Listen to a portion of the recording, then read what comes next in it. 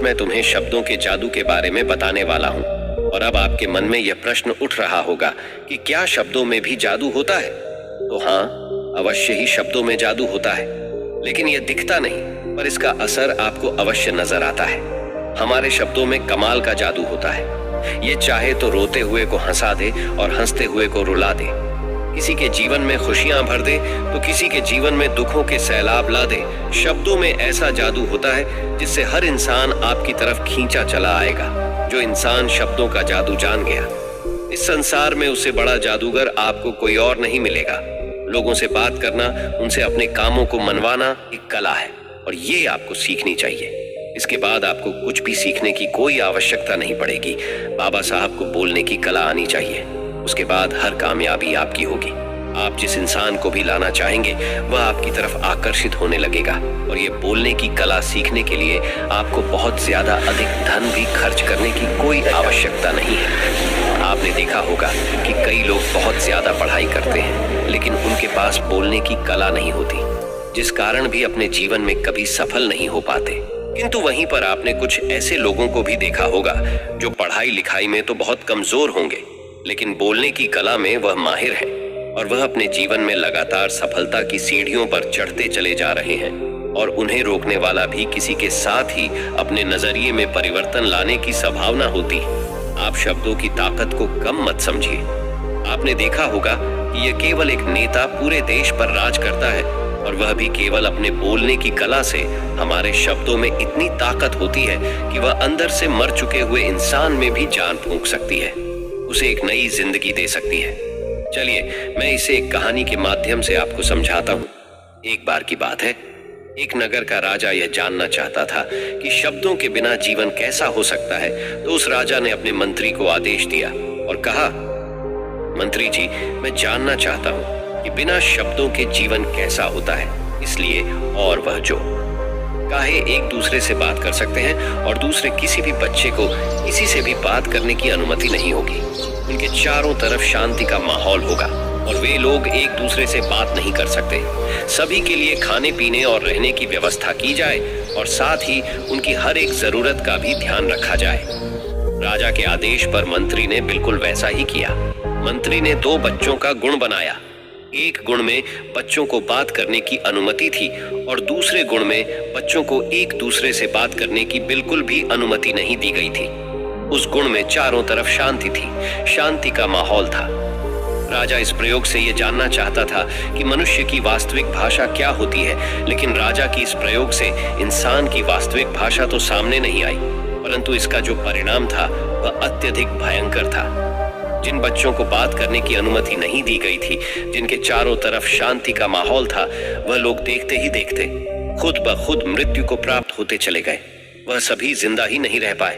तब राजा को अपनी गलती का एहसास हुआ और उसे यह भी पता चला कि बिना शब्दों के, बिना बातों के हमारा जीवन संभव ही नहीं है। इसलिए आज हम यही जानने वाले हैं कि हम शब्दों का इस्तेमाल कैसे कर सकते हैं। अपने शब्दों से हम जिंदगी में कामयाबी कैसे हासिल कर सकते हैं, कैसे सफलता हासिल करें और सभी लोगों को अपने शब्दों से हम कैसे अपनी ओर आकर्षित कर सकते हैं। लेकिन उससे पहले आपको 3 महत्वपूर्ण बातों का ध्यान रखना होगा। जब भी आप शब्दों के तीर चलाने के बारे में सोचें तो सबसे पहले आपको यह सोचना जरूरी है कि यह तीर मैं किस पर छोड़ रहा हूं और यह तीर मैं क्यों छोड़ रहा हूं। जो लोग कम बोलते हैं उनकी सोचने और समझने की क्षमता भी अधिक बोलने वालों से कहीं ज्यादा होती है और वह किसी भी कार्य में अपना 100% देने में पूरी तरह से समर्थ होते हैं। इसलिए यदि आप भी अपने जीवन में हमेशा चालाक बनना चाहते हैं, और हाँ, एक बात और अवश्य ध्यान रखिएगा, चालाकी से बात करने का अर्थ यह भी नहीं कि आप स्वार्थी बन जाएं और किसी का गलत फायदा उठाएं। हमें चालाकी से बात करना इसलिए सीखना चाहिए ताकि हम इससे अपना और दूसरों का फायदा कर सके, ना कि हम किसी का गलत फायदा उठाना है और ना ही हमें किसी को फंसाना है। बल्कि हम जितना लोगों से अच्छी तरीके से बात करेंगे उतना ही लोग हमें पसंद करेंगे, हमारी इज्जत करेंगे और हमारी बातों को भी वह ध्यान से सुनेंगे। वह हमारी कद्र करेंगे और लोगों की नजरों में इस समाज में हमारा मान सम्मान और गौरव बढ़ेगा। इसलिए यदि आप इस समाज में रहना चाहते हैं तो इस समाज के अनुसार आपको सोच समझकर चालाकी से बात करना सीखना ही होगा। आगे वह भिक्षु अपने उस शिष्य को पहला नियम बताते हुए कहते हैं, आप कोई बात कर रहे होंगे। उसी बीच में आपके सामने वाला व्यक्ति आपकी बात काट के आपसे कुछ और ही कहने लगता है। और कई लोग तो ऐसे भी होंगे जो अपनी बातों को केवल खुद तक ही रखते हैं। वह अपनी ही बातें बढ़ा चढ़ाकर बताते रहते हैं। वह तो दूसरों की सुनना तक नहीं चाहते, लेकिन वह ये भूल जाते हैं कि एक सफल व्यक्ति हमेशा अधिक से अधिक सुनता है, सोचता है, समझता है और उसके बाद जवाब देता है, क्योंकि इज्जत उसे ही देनी पड़ी तो जरूर ही होगी। आपने ये भी ध्यान दिया होगा कि शुरू में भगवान श्री कृष्ण ने अर्जुन से कुछ भी नहीं कहा था, और उधर दूसरी तरफ अर्जुन अपने मन की सारी बातें भगवान श्री कृष्ण से कह रहे थे, और इधर भगवान श्री कृष्ण भी चुपचाप अर्जुन की सारी बातें सुन रहे थे, क्योंकि वह जानते थे कि मुझे अर्जुन को युद्ध के लिए मनाना है तो पहले मुझे उसके मन के सभी प्रश्न को जानना होगा।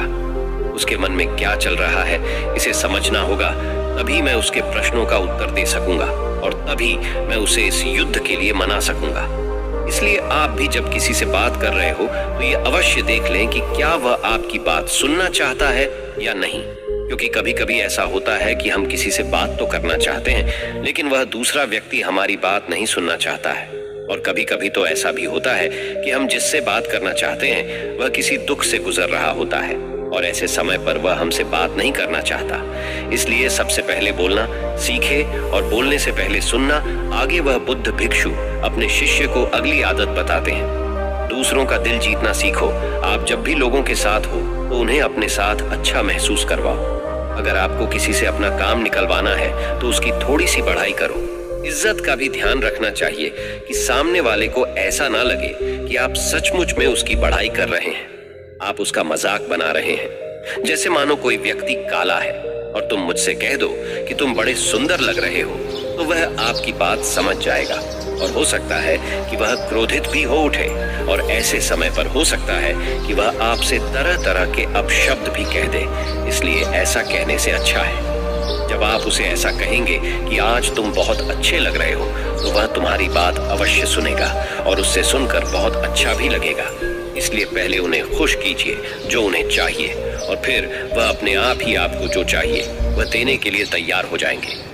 आगे बौद्ध भिक्षु अपने उस शिष्य को अगली आदत बताते हुए कहते हैं, अपनी बातों को कम से कम शब्दों में व्यक्त करना सीखो, क्योंकि बुद्धिमानी का मतलब होता है कि चीजों को आसान बनाया जाए। यदि आप अपनी बातों को दूसरे व्यक्ति को कम से कम शब्दों में नहीं समझा सकते हैं तो वह आपकी बात नहीं सुनना चाहेगा, उसे आपकी बातें अच्छी नहीं लगेगी और वह आपसे दूर भागने लगेगा। आपने देखा ही होगा, आपके आसपास ऐसा कोई ना कोई व्यक्ति तो जरूर होगा जो अपनी बातों को बहुत घुमा फिराकर बढ़ा चढ़ाकर बताता होगा, और ऐसे व्यक्ति पर आप कैसा महसूस करते हैं, ठीक वैसा ही वह सामने वाला व्यक्ति भी आपके लिए महसूस करेगा। क्योंकि अक्सर लोग बातों को इधर उधर ज्यादा घुमा फिरा कर ही कहते हैं। उन्हें सीधी सीधी बात करना अच्छा नहीं लगता, लेकिन वह ये भूल जाते हैं कि वह अपनी बातों को और भी ज्यादा मुश्किल कर रहे हैं, जिससे उनकी बातों में कोई भी दिलचस्प भी नहीं लेता। इसलिए आपको इस बात का तो ध्यान अवश्य ही रखना चाहिए कि अपनी बातों को कम से कम शब्दों में लोगों तक पहुंचाएं, और यही बुद्धिमानी है। क्योंकि आजकल के दौर में हर किसी के पास इतना समय नहीं कि वह आपकी लंबी चौड़ी बातें सुन सके। सभी के पास अपने अपने काम हैं, सभी अपने कामों में व्यस्त हैं, सभी अपने जीवन में व्यस्त हैं, और आप खुद ही अपना समय बर्बाद क्यों कर रहे हैं? जब आप किसी बात को केवल 1 मिनट में कह सकते हैं तो आप उसके लिए आधे घंटे क्यों लगा रहे हैं? जितना ज्यादा आप कहेंगे उतने ही सस्ते आप महसूस होंगे, और जितना ही कम शब्दों में आप अपनी बातें लोगों तक पहुंचाएंगे, लोग उतना ही ध्यानपूर्वक आपको सुनना और समझना पसंद करेंगे। आगे वह बुद्ध भिक्षु उस शिष्य को अगली आदत बताते हुए कहते हैं, कम बोलिए और काम का बोलिए, अर्थात अपने बोलने के तरीके में सुधार लाएं। ना तो बहुत धीरे बोलें और ना ही बहुत तेज। अपने शब्दों का उदाहरण सही से स्पष्ट तरीके से करें। अगर आप बहुत जल्दी जल्दी बोलेंगे तो लोग कुछ भी समझ नहीं पाएंगे, और अगर आप बहुत धीरे धीरे बोलेंगे तब भी लोग आपसे बोर हो जाएंगे और वह आपकी बातों में थोड़ी भी दिलचस्पी नहीं दिखाएंगे। यदि आप बहुत चिल्ला चिल्ला कर बोलेंगे तब भी लोगों को आपकी आवाज पसंद नहीं आएंगे, और यदि आप बहुत धीरे धीरे बोलेंगे तब तो लोगों तक आपकी आवाज ही नहीं पहुंचेगी और आपकी बातों का असर भी नहीं होगा। इसलिए अपनी बातों को साफ और स्पष्ट रखें। अपने शब्दों को साफ और स्पष्ट रखें ताकि वह लोगों को अच्छी तरह से समझ में आ सके।